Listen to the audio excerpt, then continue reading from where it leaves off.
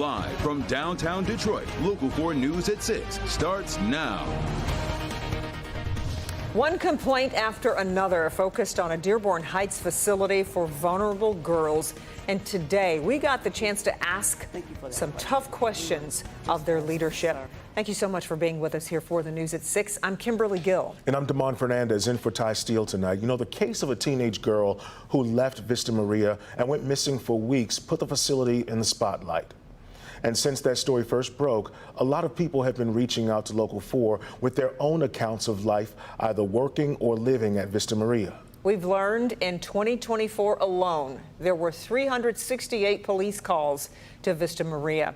Many of those claims, ranging from physical and sexual abuse to poor building conditions, have been investigated by the state. Some were determined to be violations, while others were deemed to be unfounded. Erica Erickson has been diving deep into the Vista Maria complaints and had the chance to sit down with their COO today. Erica.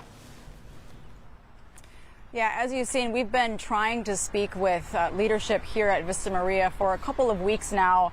Some of those allegations, as you heard, very serious. We've spoken to about 10 former and current staff members and residents. So far, we're getting more emails, I would say almost by the day. And there's some people that we've been contacted by who haven't spoken to us yet. But today we were given access to 2 of the 15 buildings here on the campus. And again, we sat down with that CEO to try to get some answers. Take a look. Sitting down with Meredith Reese. You are Chief Operating Officer at Vista Maria? Yes, I am. With the facility for vulnerable girls and young women for 21 years. You see some of the recreational areas, not only in this space too. Meredith Reese and other staff taking Local 4 into 2 of the buildings on the 37-acre Vista Maria campus. This kitchen area here that's all new. Disturbing allegations coming to light after Dearborn Heights police expressed their concern, citing hundreds of calls to the facility in 2024. Reese says they met with police twice last year. We are, as our team, continues to respond in a timely manner and be able to do what we can do within our capacity. So are you saying you don't think there's a security issue, a problem? The security issue is what we do to take care of our campus, and I think we do our appropriate job to make sure that all staff and youth are safe.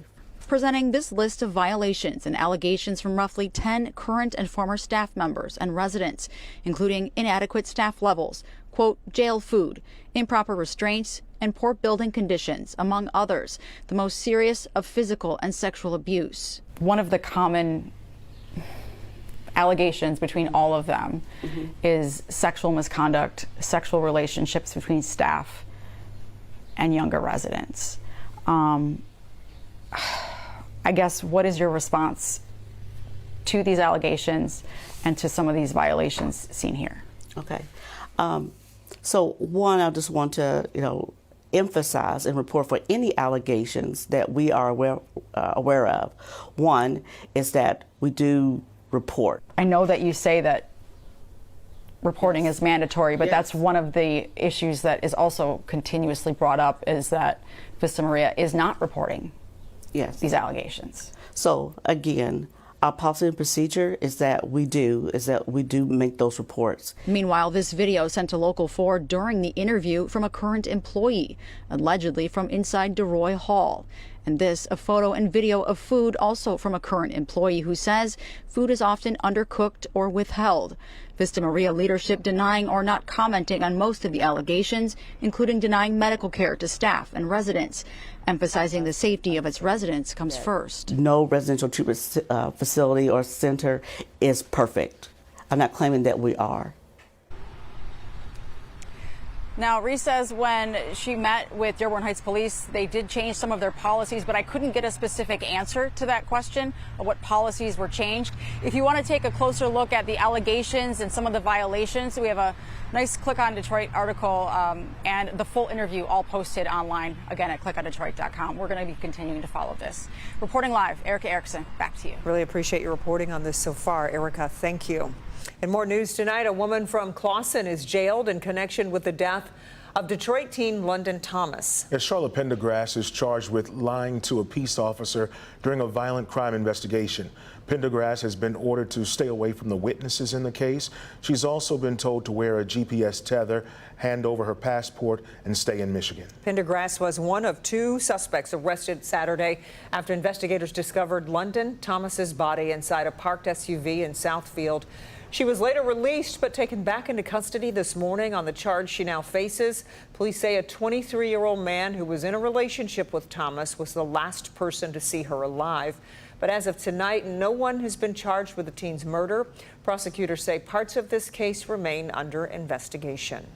The former Grand Rapids police officer charged in the death of Patrick Lyoya took the witness stand today to testify in his own defense.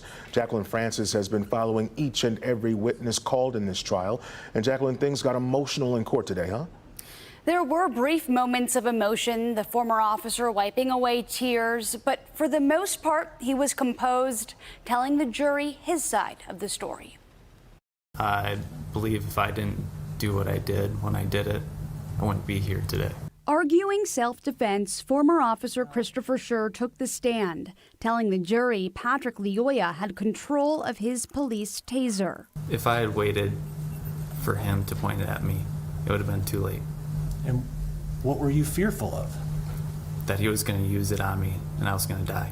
The prosecution tried to poke holes in that story, asking if the taser is enough of a threat to use deadly force. You had possession of it. You never pointed at you? He started to turn up towards me, and I felt if I didn't respond at that time, I wouldn't be here. Sure. And he's not here, is he? No, he's not. I have nothing further. Outside the courtroom in Grand Rapids, Lyoya's family stood by prominent civil rights attorney Ben Crump. And what should happen to the officer? Thank you. He should be held accountable. The same thing that would happen if it was your child. What would you want? That's what his family wants. You just saw Ben Crump there with the Lyoya family. The family has been in court all week long, often becoming emotional. Do we have any idea when the case is going to go to the jury? Still more testimony to come Monday morning. We think we can then expect closing arguments, and it could be in the jury's hands by Monday afternoon. Well, yeah, okay, thanks, All right, thanks, Jacqueline. And our streaming coverage of the trial is going to pick back up again Monday morning on Local 4 Plus and clickondetroit.com. A 19-year-old is heading to prison for at least 3 years in connection to the shooting death of Oakland County Sheriff's Deputy Bradley Reckling. This happened last June. Kareem Moore pleaded guilty this past March to conducting a criminal enterprise, receiving and concealing a stolen vehicle, and felony firearms charges. Deputy Reckling was shot and killed in Detroit while investigating a car theft from Red Oaks Water Park in Madison Heights. In lobbying for a lighter sentence, Moore's attorney said his client played a smaller role and did the right thing by pleading guilty. Well, he took responsibility for what he did. He helped procure a stolen car. He had a firearm that he didn't shoot. And frankly, when the incident took place, he didn't wait by the scene. And one could say essentially, in terms of whether or not he was cooperative with law enforcement, Judge, he was afraid. And when the judge gave Moore a chance to speak, he declined. She sentenced him to between 3 and 20 years in prison. The man accused of shooting Deputy Reckling, 18-year-old Raymond DeBose of Clinton Township, has a court hearing in 2 weeks. Well, if you own a home in Wayne County, there's a good chance your property value has gone up. The County Commission sent us new numbers today showing state equalized value across the county is up 7.64%. And several communities right now are seeing double-digit increases. Inkster's leading the way right now with 22%, Melvindale at 16%, Hamtramck at 12.5%, and Dearborn and Highland Park, Lincoln Park and Trenton all checking in with increases between 10 and 11%. Now get this, the city of Detroit also posted an increase of more than 7.5%. Take a look at the numbers right here. Now, so does the amount of property tax folks have to pay, but Wayne County is touting this is a positive news because they say it'll generate an additional $24 million in revenue to the entire county. Over in Berkeley today, passersby might have heard the grinding sound of metal on metal. They're calling this the nation's first ongoing gun buyback, and it's at 2312 Greenfield Road, and here's how it works. You can drive right up any Friday or Saturday between 10 a.m. and 2 p.m. The gun must be unloaded and sitting in your trunk. As soon as that's confirmed, a firearms expert from Disarmory Ministries will render the gun into scrap right in front of you.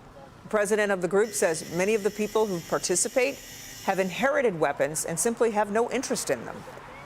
When you have a firearm you don't want and you're not a sportsman or a firearm enthusiast, you get really stressed out. You don't know how to handle it, you don't know how to store it, you don't want it. And so when people leave here, generally they're very, very relieved. As a thank you, donors can pick out artwork, T-shirts, and gift cards from Meijer, but Reverend Yaw says most people turn those down. He says Disarmory Ministries has disposed of about 650 weapons in their 3 years of operation. All right, it's been a pretty interesting week with rain some days and sun the others. I appreciate the days with the sun, but we're all looking forward to the weekend. I know folks want to get outside, do some yard work. Also some parades out there, Ron, too. Yeah, you know, today would be a good day to maybe finish off some of that yard work because we do have some rain chances over the weekend. Tomorrow will be a decent day as well, but there's a chance of a couple of sprinkles. 69 in Detroit. Howell, we're coming in at 63, 64 in Pontiac, 69 in Adrian. Winds are out of the northwest around 10 to 15 miles per hour. It is a little cloudy out there. We still have some peaks of sunshine. We've avoided the rain showers which have been to our east for the most part. A couple of sprinkles have been out there in a couple of spots here in southeast Michigan, but otherwise it is a good evening. A great evening to, yes, finish up a little yard work and then also to walk the dog. We're in the 60s as we head into the later evening hours. Into the next couple of hours, we'll finally start to see some 50s popping up on the map in Metro Detroit right now. A few 50s already in the thumb. Again, partly cloudy and mostly cloudy, a decent night. Now, I do want to let you know if you are planning to do anything over the weekend, we do have some rain chances. Going ahead and tell you that we are going to see the better chance coming on Sunday and also some rain chances for Monday and Tuesday. The timing of it, I have that for you coming up.